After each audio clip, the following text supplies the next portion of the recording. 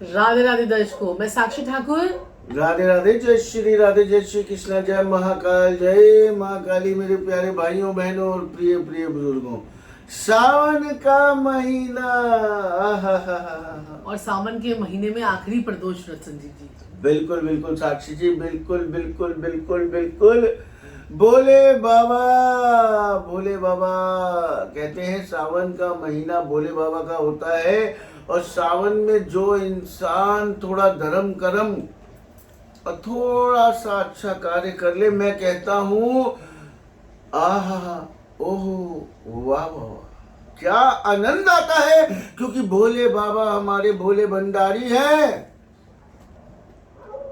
ऐसे ही नहीं कहते हैं उन्हें भोले भंडारी, भोले बाबा ऐसे ही नहीं कहते हैं भोले भंडारी।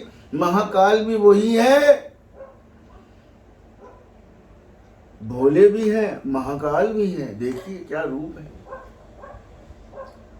जीवन भी है, मृत्यु भी है। वाह, उसके बीच में ही तो सब कुछ है।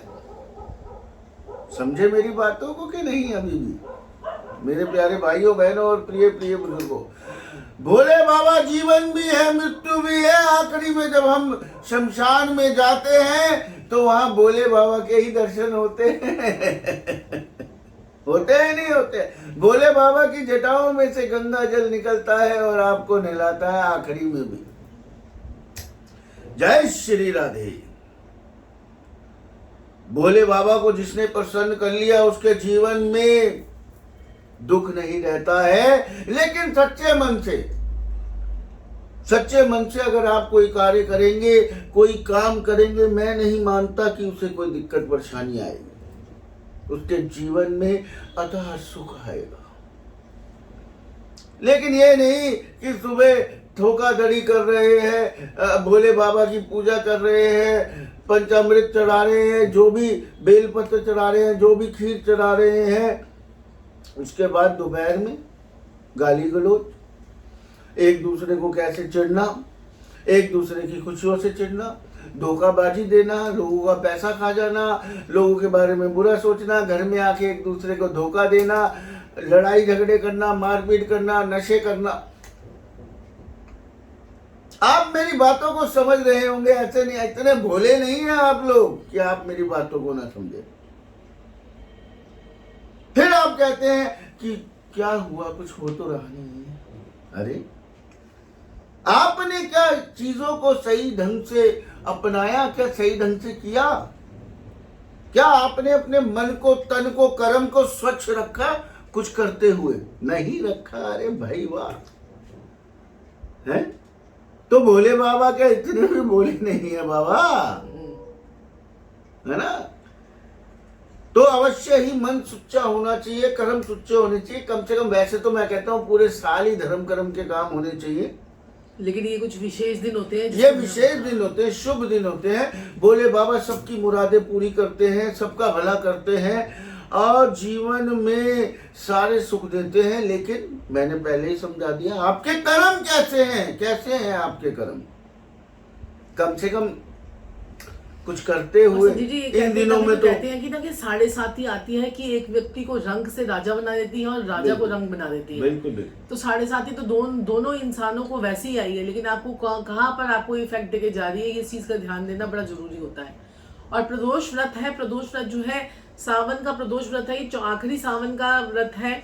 और इसमें जो है आपने पहले प्रदोष व्रत पे उपाय किए होंगे, अब आखिरी व्रत है और बड़ा इंपॉर्टेंट है क्योंकि आखिरी है।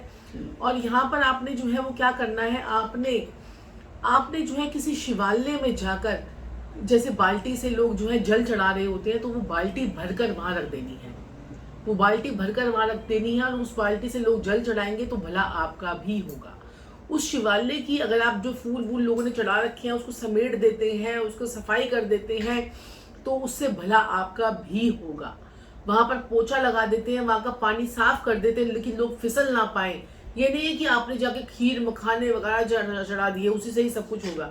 आप ये काम भी करते हैं, कुछ फूलों की सेवा वहां पर दे देते हैं, फूलों का श्रृंगार वहां पर मंदिर में करवा देते हैं, तो भी भला आपका होगा। और ऐसे बहुत से कार्य हैं कि जो हम कर सकते हैं, और उसमें से जो 2-3 कार्य हैं वो हम आपको 2-3 उपाय तो आपको बताएंगे। लेकिन 19 का प्रदोष है और 10 को जो है व्रत रखते हैं, 20 को लोग जो है वो व्रत रखेंगे। और प्रदोष काल जो होता है वो कई लोगों को पता नहीं होता कि प्रदोष काल क्या होता है। तो सूर्य अस्त होने से पहले जो गोधूली का टाइम होता है, सूर्य अस्त होने से 45 मिनट पहले और 45 मिनट बाद का समय, इसे वैसे तो प्रदोष काल कहते हैं, लेकिन ये समय जो है ना हमारी जो, अगर हम रेड बुक की बात करें, लाल किताब की बात करें, तो ये समय राहु का होता है और राहु की पक्की शाम जो है वो हो रही होती है। जो यहाँ पर राहु का समय होता है, तो इस समय पर आप जब उपाय करते हैं तो आपको इफेक्ट आता है। आप पूरे दिन में तो जब मर्जी इफेक्ट की उपाय कीजिए, लेकिन जब आप ये सूर्य से 45 मिनट पहले और 45 मिनट बाद के समय पर जो ये काम करेंगे, उससे आपको बहुत ज़्यादा इफेक्ट आएगा। उसलिए आपको हम बताते हैं कि प्रदोष काल के समय करेंगे तो उससे आपके लाइफ में जो है चेंजेस आएंगे। तो इस टाइम पीरियड पे आपने जो है बहुत ही बढ़िया उपाय संजीव जी आज बता दिया। बिल्कुल बिल्कुल मेरे प्यारे भाइयों बहनों और प्रिय प्रिय बुजुर्गों, अवश्य ही आपने क्या करना है, आपने मात्र क्या करना है, अगर आप चाहें तो मखाने की खीर बनाइए, अगर आप चाहें तो जो नॉर्मल हमारी चावलों की खीर होती है, चावलों की खीर होती है, केसर जरूर डालना है, लेकिन उसमें केसर अवश्य ही आपने डालना है। और जो खीर आपने तैयार करनी है, ये अर्पित करनी है, पहले भोले बाबा को भोग लगाना है और उसके बाद आपने क्या करना है, वो सह परिवार खीर खानी है।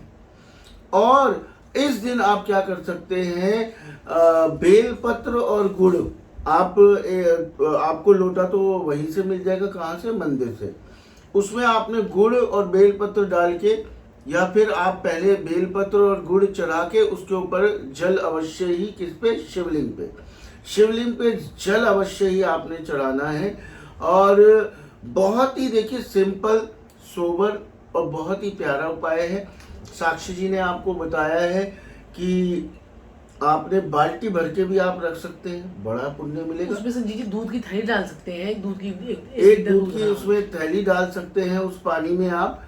और बहुत ही प्यारा और सुंदर सा आपको एक उपाय बताऊंगा, जैसे शिवलिंग सीढ़ियों पे चढ़ के होता है, उन सीढ़ियों को आपने क्या करना है, नीचे से ऊपर की तरफ साफ करना है, ऊपर से नीचे की तरफ नहीं करना है। ध्यानपूर्वक मेरी बात को आपने सुनना है, नीचे से ऊपर के ऊपर 1 2 3 जितनी भी सीढ़ियां हो शिवलिंग पे, उस गैलरी पे जाने के लिए, उन सीढ़ियों को नीचे से ऊपर की तरफ साफ कीजिएगा। ये जो उपाय मैंने आपको बताया है, ये करके देखिएगा जरूर। मैं कहता हूँ भोले बाबा इस बार ही आपको चमत्कार को नमस्कार जरूर करवाएंगे, लेकिन आपका मन साफ होना चाहिए मेरे भोले बाबा की तरह। मन तन की कोई, मैं कहता हूँ कोई शर्त नहीं है। लोग क्या करते हैं, घिस घिस के नहा के जाते हैं मंदिरों में। कहते हैं ना, एक कहावत बनी है, मीन सदा जल में रहे फिर भी बास आए। पूरी जिंदगी एक मछली पानी में रहती है और उसको निकाल के देखो, इतनी बदबू आ रही होती है उसमें से। मन को, आत्मा को साफ करिए, इसका अर्थ ये है। मन को और आत्मा को साफ करके एक बारी करके देखिए, बड़ा आनंद आएगा। मन में आपके छल कपट है, पाप है, गंदगी है, दूसरों के लिए पाप है, गंदगी है, ईर्ष्या है, छल कपट है, यही सब कुछ आप कर रहे हैं और उसके बाद आप सोच रहे हैं भोले बाबा को भी प्रसन्न कर दे, तो मैं कहूँगा कि नहीं नहीं भाई नहीं, भोले बाबा आपका प्रसाद स्वीकार नहीं करेंगे। मेरी बातें थोड़ी सी उल्टी सीधी जरूर होती हैं, लेकिन होती बड़ी सही है। मैं आपको सही बात, आप उपायों के पीछे भागते हैं, मैं उपाय आपको जरूर देना चाहता हूं, लेकिन उन उपायों का असर आपको क्यों नहीं आता है, इस बात का जवाब आपके यहाँ छिपा है। यहाँ छिपा है। पूछिए अपनी आत्मा से, अपने दिल से कि आपको उपाय असर क्यों नहीं करते हैं, क्या कमी है। एक बारी कभी शीशे के आगे खड़े होकर अपने बारे में पूछिए तो सही, अपने से आंखें मिला के देखिए तो सही, आपने क्या क्या कर रखा है। एक बारी कसम है आपको भोले बाबा की, एक बारी जरूर करिएगा। नहीं साक्षी जी, गलत कह रहा हूँ साक्षी जी? बिल्कुल सही बात है संजीव जी। जो है अपने अंदर झांक कर हमें जो अपने चीजों का पश्चाताप भी जो है वो करना चाहिए। बिल्कुल बिल्कुल बिल्कुल। तो चलिए आज के लिए इतना ही, फिर आपसे मुलाकात होगी। लेकिन चैनल को लाइक, सब्सक्राइब और शेयर जरूर कीजिए। हमें इंस्टाग्राम पे और फेसबुक पे फॉलो कीजिए। तो दर्शकों आज के लिए इतना ही, फिर आपसे मुलाकात होगी। तब तक के लिए राधे राधे, जय भोले बाबा की। जय श्री राधे, जय श्री कृष्णा, जय महाकाल, जय माँ काली, जय भोले भंडारी, जय महाकाल, जय बाबा बर्फानी, भूखे को अन्न, प्यासे को पानी, जय बाबा बर्फानी।